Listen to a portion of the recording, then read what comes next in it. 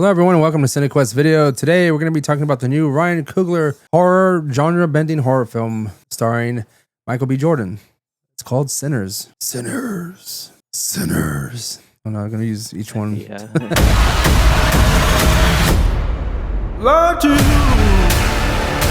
Well, Bryce, we checked out the movie Sinners, which has gotten a lot of hype over the internet, over the news, anything you want to call it.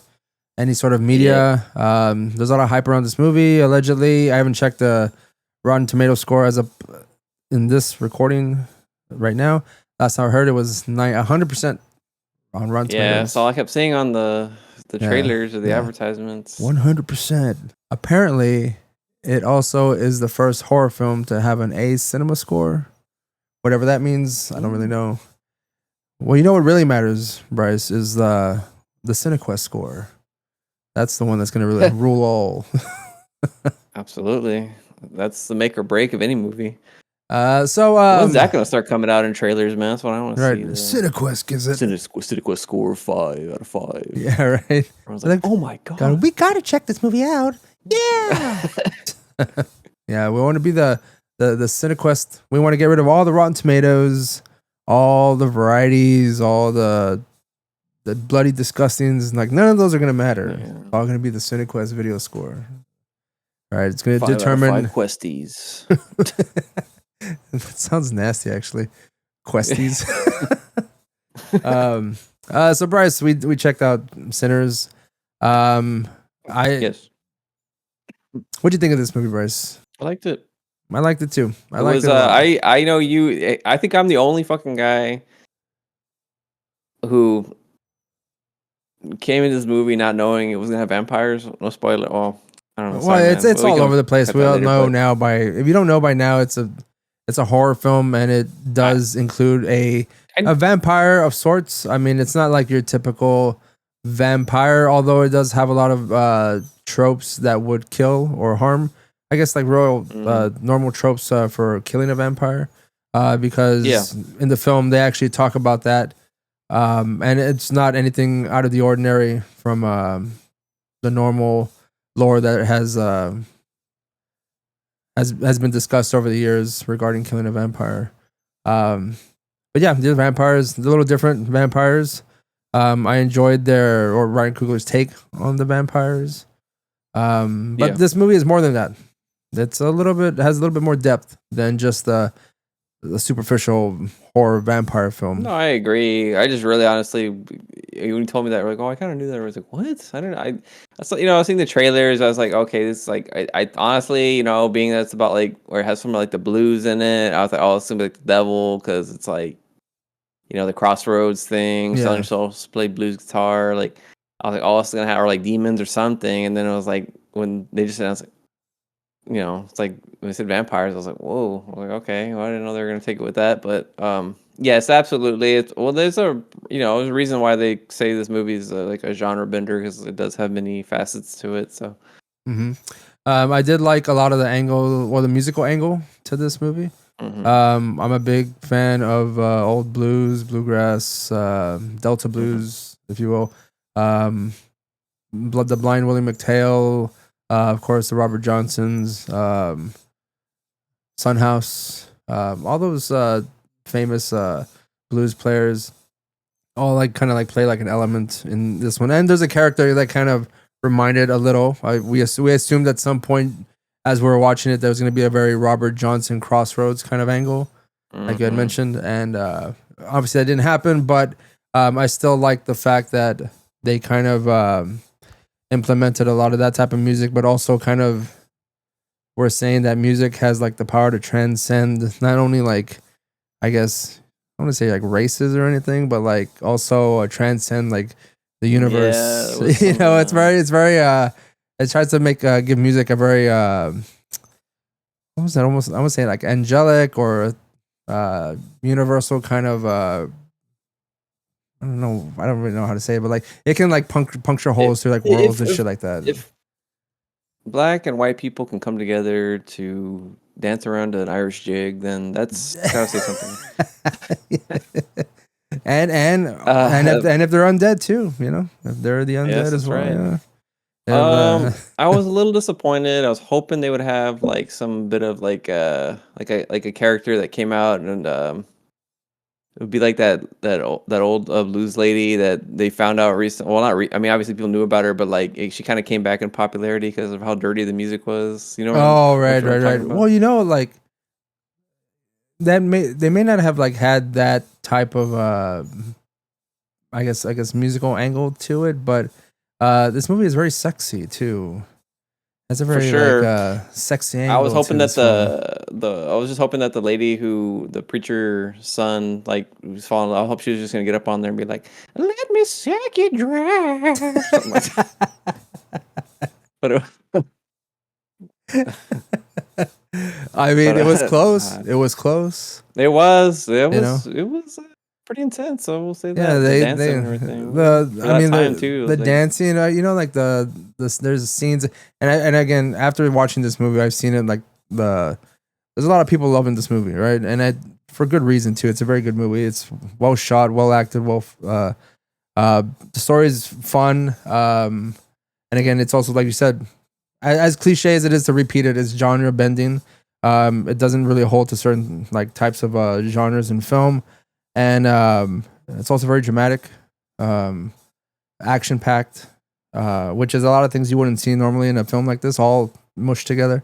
I think the last time I saw something this close, as far as quote unquote genre bending, was Everything Everywhere All at Once.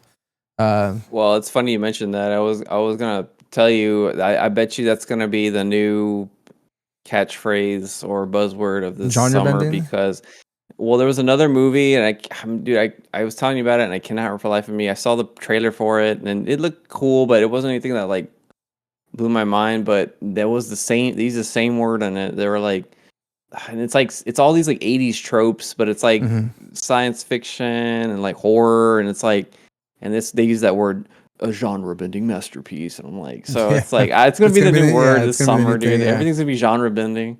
yeah, it's just gonna be like some kind of like basic comedy or some genre Yeah, bending the comedy. genre bending Smurfs movie. Yeah. Let me see what else. Like I said, very sexy movie. Like there's a lot of interactions and Oh like yeah, with these characters that I felt like certain characters like just come blunt, like say some very blunt shit, and I was just like, yeah, oh my, like yeah. you're just saying It that, was and then weird like seeing even that. like there's Hailey Steinfeld is her name, right? Hailey Steinfeld, Hailey something. I've never heard of this person before, and I mean I think she was like a musical Oh artist. yeah, Did you know who this person was? I wasn't familiar with her, but I thought she did really well. Also, um, there was that one scene where like Michael B. Jordan goes, "Baby, you're drooling," and then she goes, "You want to taste?" I was like, "What?" oh yeah, yeah. I thought the Michael B. Jordan split screen Eiffel Tower was kind of a weird scene.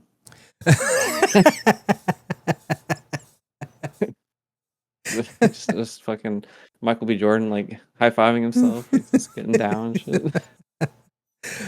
Speaking of That would have been something. That would have been Speaking interesting. of Michael B. Jordan, I think he did a really good job as this Stack and Smoke. I could easily tell them apart, like at Yeah, of because course. I think his they were so different in the way they were the way he was acting or portraying these characters. Like even if they were separate and they were like showing a scene, you can just kind of tell Yeah, who they were because of how he carried himself. It wasn't just like the words he used or just the way he said. Like it's just he carried himself a certain way. And even when yeah. they didn't have like certain costuming, because I mean I know they kind of had Oh, them wearing certain I was about to hats. say it doesn't hurt that one's wearing a velvet red fedora, Well, and that's the what I was one's wearing saying. a blue newsy cap. That's what I'm saying is that like they kind of like helped the audience along with distinguishing these characters with just the hats that they were Well, yeah, wearing. at first, Yeah, at because yeah, when first. they first meet, yeah, you're gonna be like, your people are going, "What the hell's going on here?" But then it's like, yeah, I mean, Yeah. I thought it was pretty cool. I mean, the technical from a technical aspect when he smokes either a joint or a cigarette and he And it like keeps hands it like over and he like yeah, picks it up and it's pretty that seamlessly. was That's pretty cool. cool. Yeah, it's always just done very well. I think we may have missed out on an opportunity on how to watch this, Bryce, because I was from what I've been told, IMAX is the way to go to watch this movie because apparently they Wasn't filmed it playing in very IMAX. they filmed it in like different I would have aspect loved to see it in ratios. IMAX, but it wasn't showing at my. You know what was showing at IMAX here in Edinburgh? It was the Accountant 2. Are you sure? I thought that was coming out just this Friday. Or it was some like action movie. I really thought Sinners was going to be at the IMAX, so it wasn't. At least not here in from my Edinburgh. understanding that the way to see it is in an IMAX theater because I bet. I think it's like cinematography, like I think it speaking changes like different aspect ratios and they filmed it like in 3 different cameras or something like that. Something like that. That's what I've heard. Oh, really? I don't quote me on that, but I mean from what I've heard from Ryan Coogler interview regarding like the way he shot this movie, like there's different aspect ratios and like if you see it depending on what theater you see it in, you're gonna see like a different aspect ratio of each one of them, and you might get like a full spectrum of what the actual intended viewing was supposed to be. So if you see an IMAX, you're seeing it at full capacity. Sucks. I didn't know that. I didn't know that either until after the fact. Oh, they do have it on IMAX now. Yeah. Oh, maybe I should go see that. Wow. Okay. Wow. I had checked it and it was not there last time I had looked, but maybe they finally moved it into it or something. But interesting. All right. Well, do you think that might be worth checking out then? Do you think this movie is getting overhyped? I mean, probably a little bit, but it is a good movie. I mean, there's no doubt about it. Yeah. You know what's funny though? I heard an interview with him as well. You may have heard the same one, or at least partial some of the same interview I heard. But you know what's funny? They had asked him the question like, "What was one of his favorite horror movies?" And it just came to my mind when we were doing this review. He said The Thing was one of his favorite movies of all time, and the scene with the garlic reminds me it's very Thing-esque if you think about it.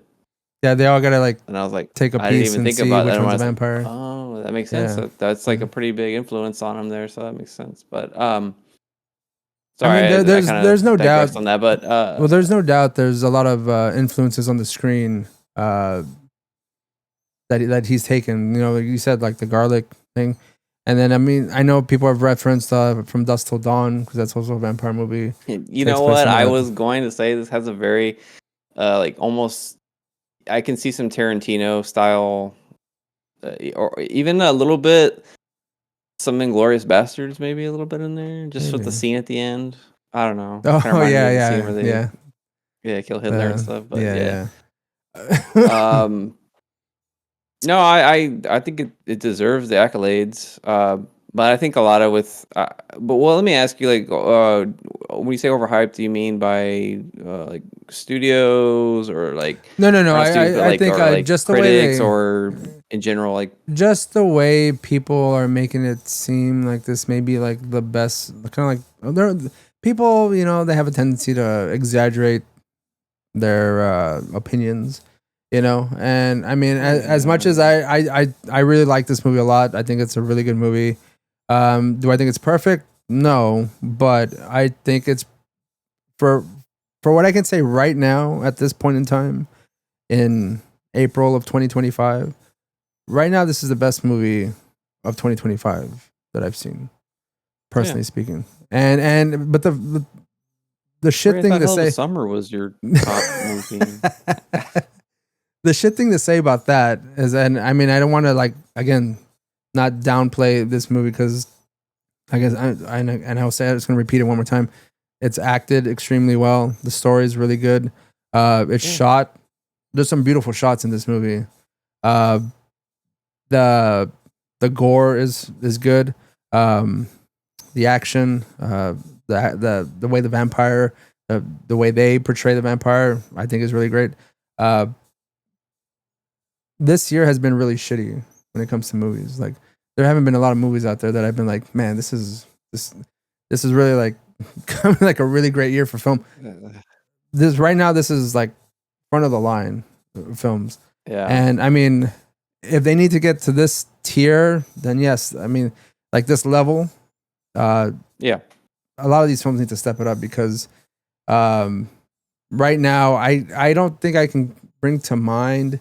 I think right now this is top. I would say this is like number 1 so far, and then so far, it's definitely going to be in the top 10 for me for the end of the year, for sure. Yeah. I would say right now, summer top movie to fall asleep to in theaters. yeah, top movie to fall asleep. That's going to be a new thing that we do when we do the end of the year review. Top movies to fall asleep to. Number 1, Hell of a Summer. I think right now the only other film, I mean, I just kind of off the top of my head, I think The Rule of Jenny Penn is probably another top 10 for me right now as well. But that's also based purely on performances and hey man, we got some other good ones in the pipeline. We have some more. We have movies coming up. One right? I can think of that's coming up would be Bring Her Back. Right. That looks like it's gonna the be Shrouds.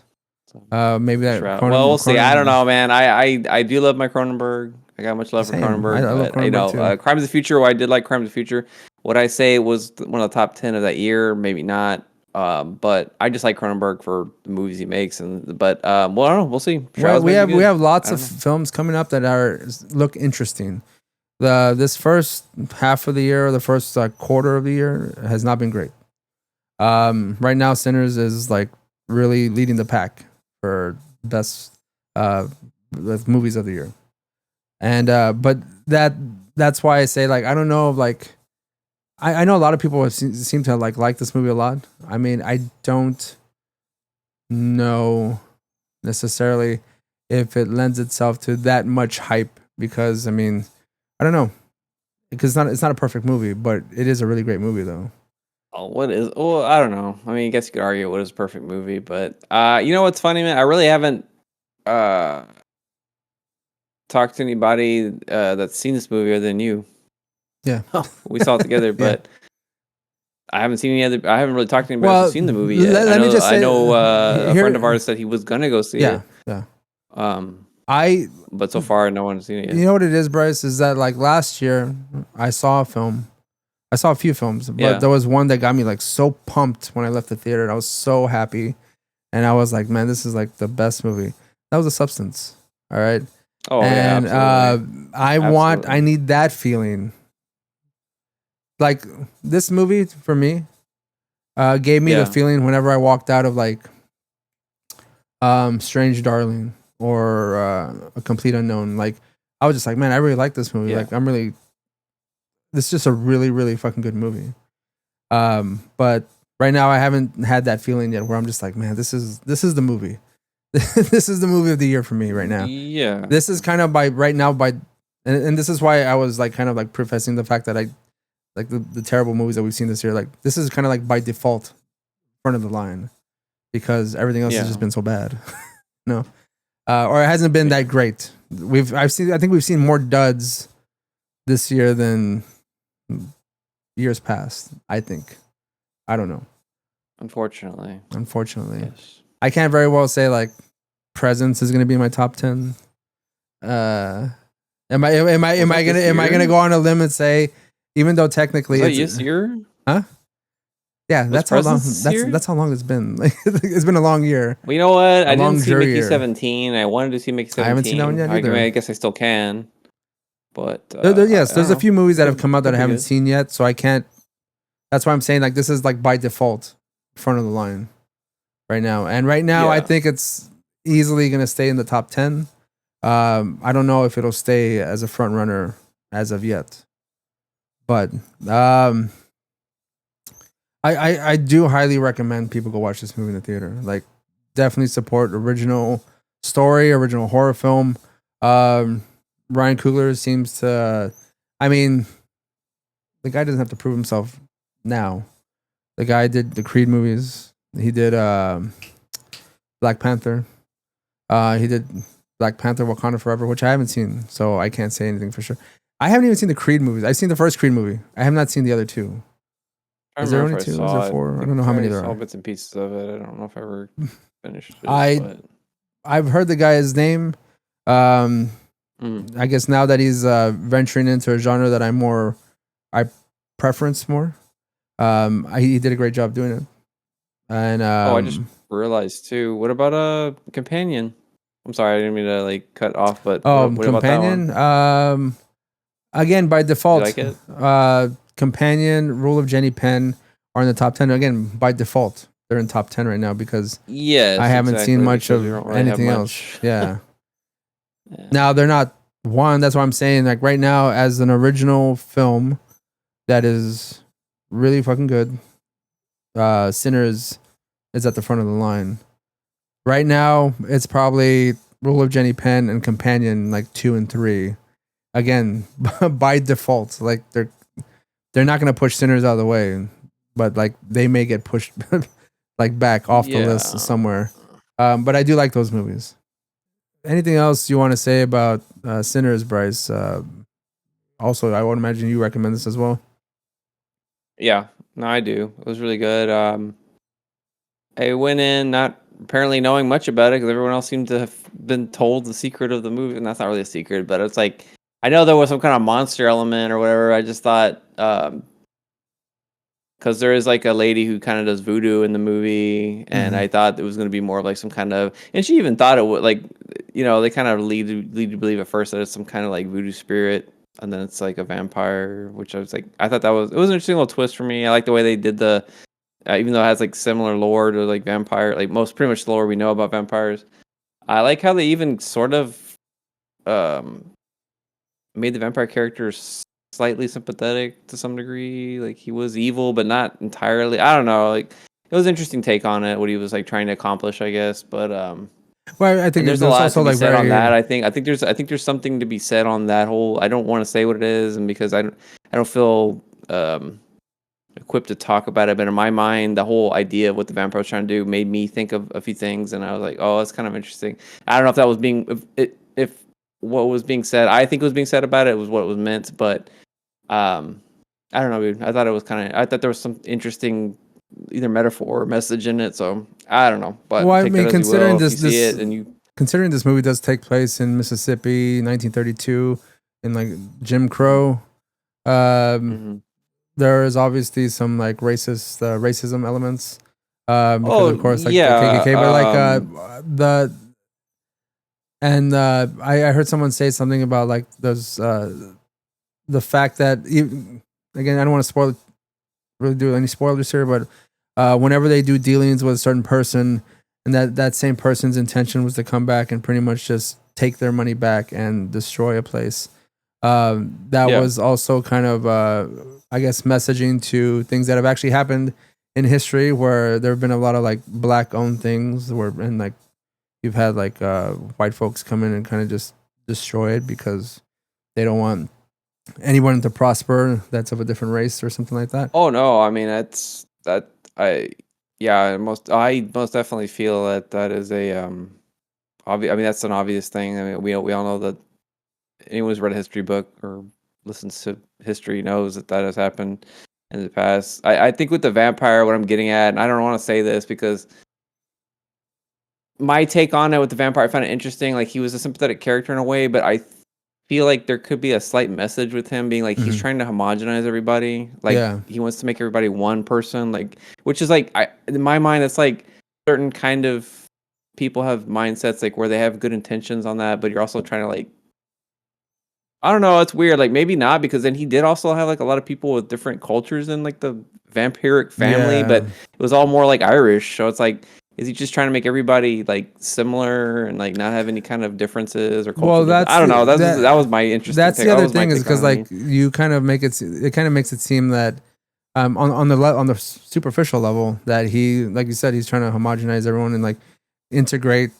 Doesn't matter what race you are and stuff like that, but there's also like a nefarious motive behind what he's doing in order to I don't I don't even know. know. It's like, I don't yeah, I I don't again know. I would have to watch. I feel like I have to watch it again to kind of get just more like clues, and whatever the messaging is, because of course I didn't fall asleep this time.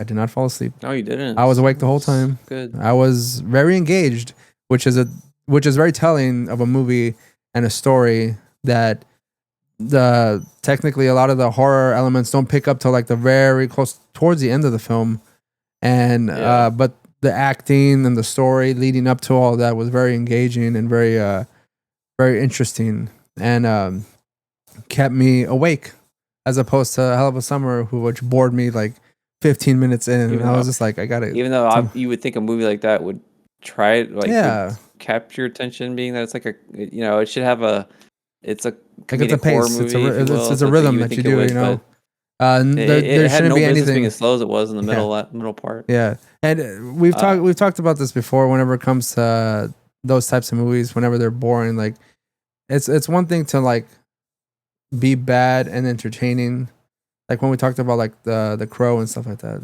It's another thing to be just bad and boring. Yeah. Like this, Yeah. boring is like the ultimate sin there, because I mean, like if this movie was just bad and it was still entertaining in some way, I could get Yeah. behind that. But when it's bad and it's boring, like it's just, this one did not suffer from any of those things. It was very good, very interesting, very engaging. A lot of different elements and just coming together to work really well to make a really awesome original horror movie, genre bending horror movie. Just to get that out there again. Well, all I can tell you, Ray, is make sure you get plenty of rest, because tomorrow. Oh wait, It's Thursday. well, I don't know when the Cronenberg movie's Tomorrow's Thursday. Wednesday. Okay, but either way, rest up on that, because I know it's gonna be a slow burn movie. You know, Cronenberg movies are pretty slow, so I don't want to look over and see you. Yeah, yeah. I'll know. I can hear it. I'll be like, no, I'm prepping myself for that. I'm sleeping. I'm staying hydrated. I'm I suggest a giant coffee, like instead of like a Coke in the just like a big thing. No, you know what? I need to bring ounce. I need to bring a 32-ounce energy drink. Coffee would just make me have to go to the restroom. I need to like have a energy drink that's just all the worst chemicals that can keep me awake, as opposed to like really help with digestion. You know what I mean? Yeah. That's what I need. Yeah. Maybe one of those giant monster drinks, the cans. I'm pretty sure they got them somewhere that I can sneak They need to make one for like sneak that into for the you, movie man. theater. I don't know if the AMC has it, but I'm just like, gonna come in with a big Just old. put it in your pants. That way, like you sneak that in your pants, and then people are like, "Ooh." Go. Like, Oh yeah, that's all I need. A fucking can of Monster, a cold can of Monster Energy, just mashing it in. Yeah, and then it's gonna fall to the bottom, hit the ground, open up, and it's gonna shoot right up my leg again. It's just gonna like wet. well, I was thinking, I was thinking more like, so if it's cold, it's gonna have the condensation. It's just gonna be coming through your pants. People are gonna think like, "Ooh, he's got a huge cock, but he's pissing his pants." They go, it can't be blessed entirely, you know, like he has leakage. Yeah. All right. Well, definitely go check out Sinners. As late as it's coming out, it's only been like a few days. We saw it on Thursday last week. So about 5 days ago, we saw it. Definitely check it out. Check it out in any sort of your nearest theater. If you have an opportunity to check it on IMAX, you should probably do that.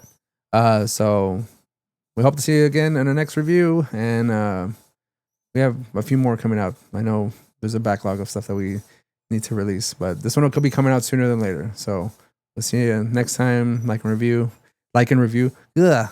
Like and subscribe. That'll be very helpful to us and to the whole cinematic Review the universe. review channel. Review the review channel. Thank you. Yeah. Isn't that some kind of like paradox kind of thing? Is that some kind of meta thing? It's a meta thing. Yeah. Yeah. Like and subscribe. I and can see that being like if they did a remake channel. of Idiocracy. If they did a remake of Idiocracy, there'd be like something where like it's like if someone's just reviewing the like like the reviewing of fucking the commentator. I don't know, something stupid like that. You know well, that's kind of what reactions are, aren't they? In a way. Yeah. I guess you're right. Yeah, which we've done. So, what I would say this, I feel like we would be taking part in this whole Idiocracy thing, the new wave of Idiocracy, of everyone who has a YouTube channel and is asking you to make sure you like and subscribe. Oh yeah. You know what? I'm gonna say this. Like, even though like we do the podcast and we do YouTube, it hurts me sometimes in here just to repeat that to you guys. Like and subscribe. Hit notification. Like it's you gotta do it, man. I appreciate anyone who does it. At least you're not saying smash that like button. Maybe I should smash that like button. Hit notifications so it rings the bell. You know. Yeah. All right. We'll see you next time.